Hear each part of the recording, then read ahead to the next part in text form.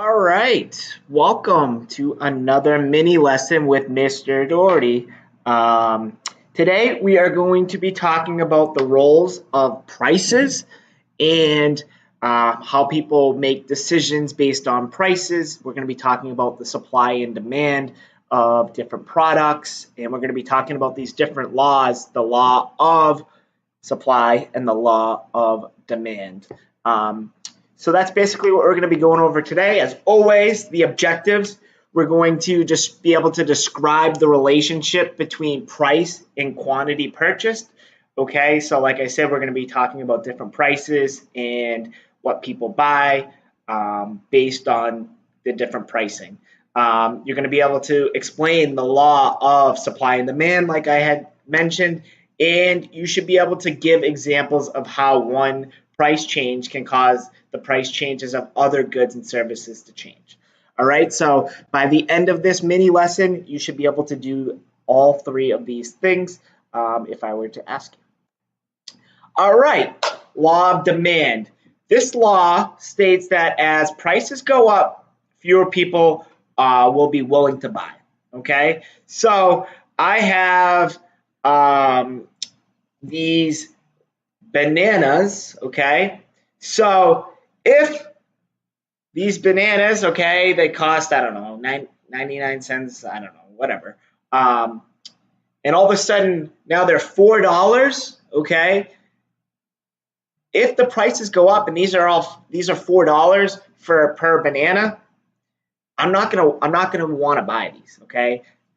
That's the law of demand, right? So as prices go up for these bananas, okay, these awesome, delicious bananas, okay, as prices go up, fewer people are going to want to buy them, right? So the demand's going to go down. So prices go up, demand's going to go down, right? So like I said in this one, okay, down here, here's an example, right? Apple prices go up by $5. Are you going to buy these apples? No, of course not, right? Why would you buy a $5 apple? It's better be the most delicious apple ever for $5, right? Usually you can get like a whole bag of them for $5. So no, you're not going to buy an apple for $5, right? So as prices go up, the demand is going to go down, right? People aren't going to want to buy them. Okay. On the other hand, though, right, if prices are going down, so these are usually 99 cents, and now all of a sudden they're 50 cents. All right. Guess what? I'm going to the grocery store. I'm getting a lot more bananas, right? So, right, if the price goes down, so now all of a sudden these are 50 cents, I'm going to buy more, right? I'm going to buy more. So I'm going to have a bunch of bananas. Okay. So the law of demand, as prices go up, right? Prices of the bananas go up to $4. People aren't going to want to buy these, right? People aren't going to want to buy them. The demand's going to go down, right? On the other hand, prices go down, right? They're cheaper. I'm going to buy more, right? I'm going to buy a lot more bananas, okay? So that's the law of demand, okay? Law of supply, okay? As the price of a good or services increases, the quantity of the good or service that suppliers offer will increase as well. So just like we talked about with the bananas, right? So we have our bananas, right? If we were to increase these to $4, right? So all of a sudden now, this banana costs $4. This one costs $4. So $8 for two bananas. Guess what?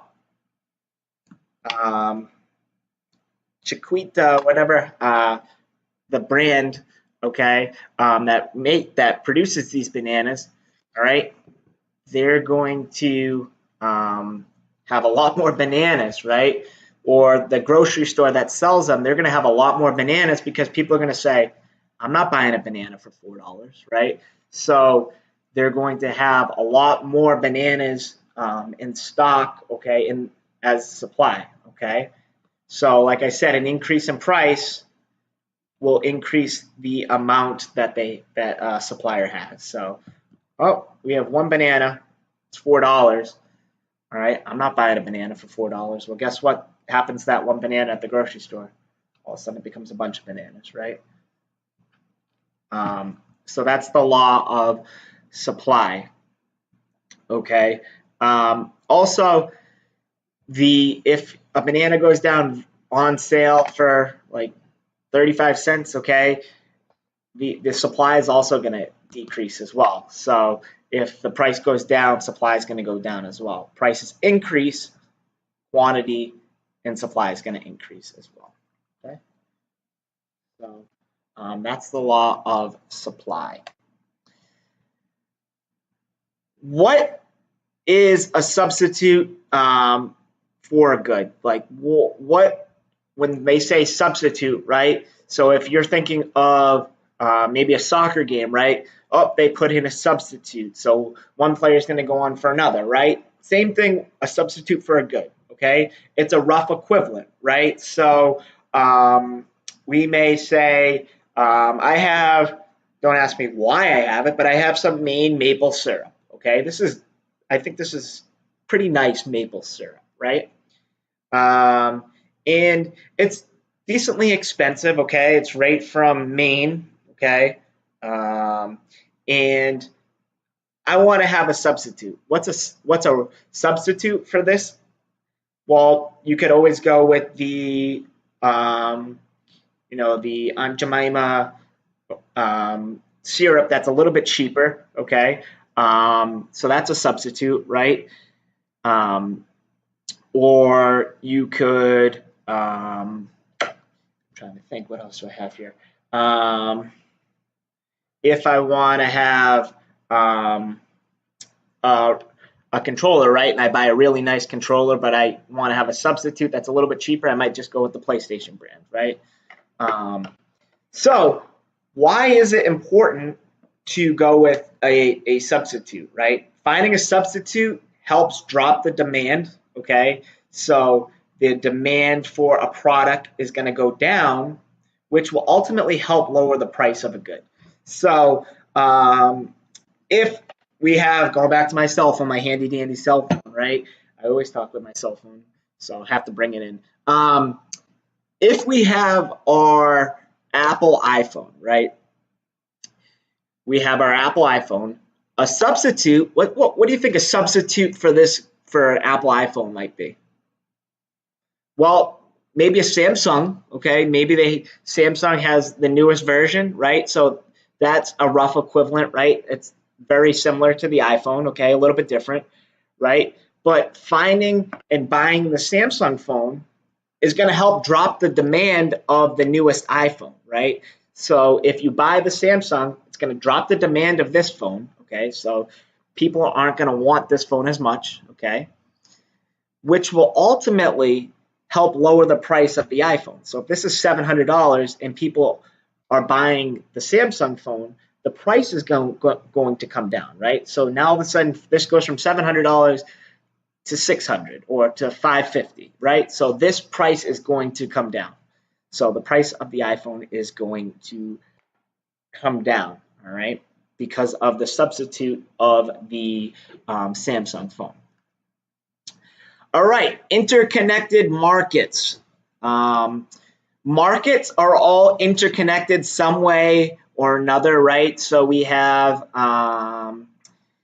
we have Apple is connected to,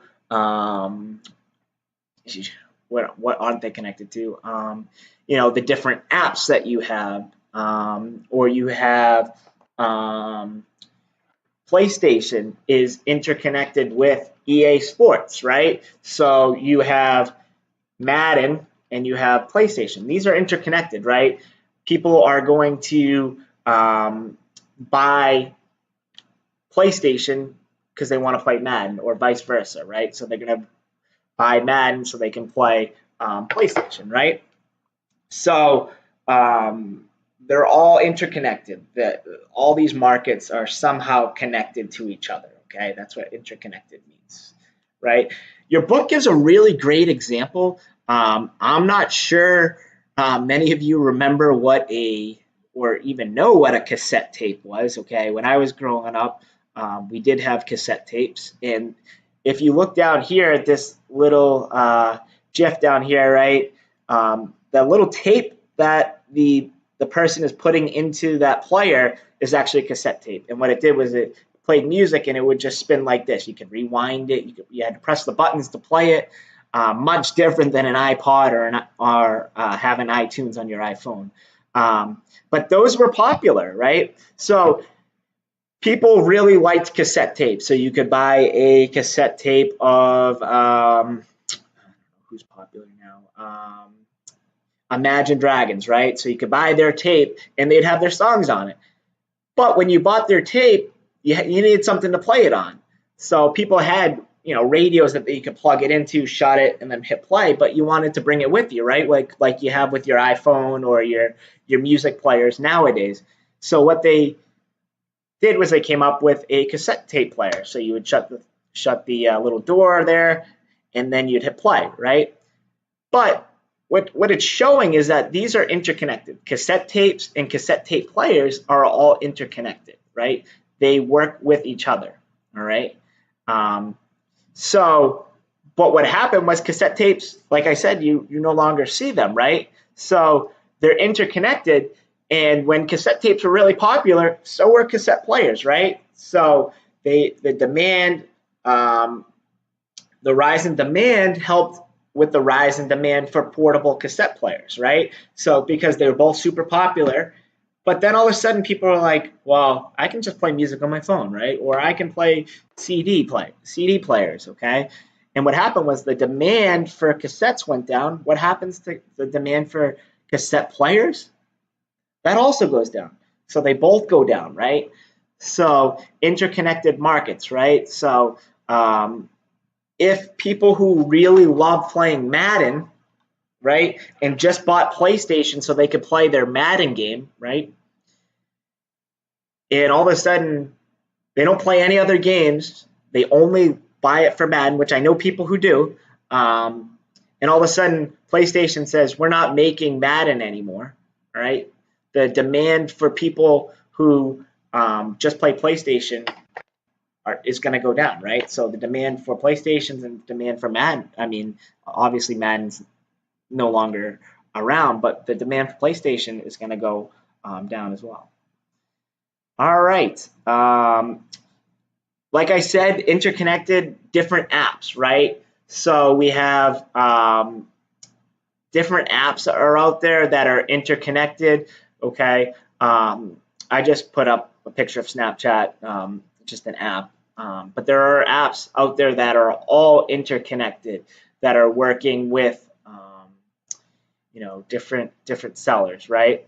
So what factors would impact the price of an app, right? So why would the price of an app go up or go down, right? Why would a price of an app go up or go down?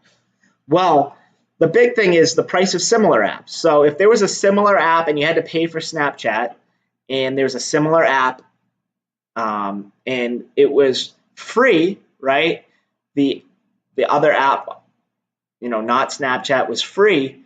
Well, that price would make Snapchat go down, right? So Snapchat has to look at the similar prices in their market, and then Snapchat, I know, works with all phones, but you also have to think of price of compatible phones, okay? What phones will work with the app, right? So these really impact how people make decisions, right? So what factors would impact the price of an app, okay? You have to remember similar apps, the price of similar apps that are out there, but also phones, the price of compatible phones, okay? What phones are going to work with the app, all right? That's how the factors that would really impact the price of an app, okay? And that's all I have for you today. It's been a real pleasure being with you today. I hope that you were able to learn the objectives that we went over, okay? And I hope that you all do the exit ticket which will help you kind of summarize what you just learned. But also, if you do 5, you will get a 100 on a quiz grade. I will be posting the link onto the bio underneath. I will also have the link to the exit ticket on my message board for you to click on. I hope that you are all doing fantastic, and I will see you next time. Mr. Doherty, out.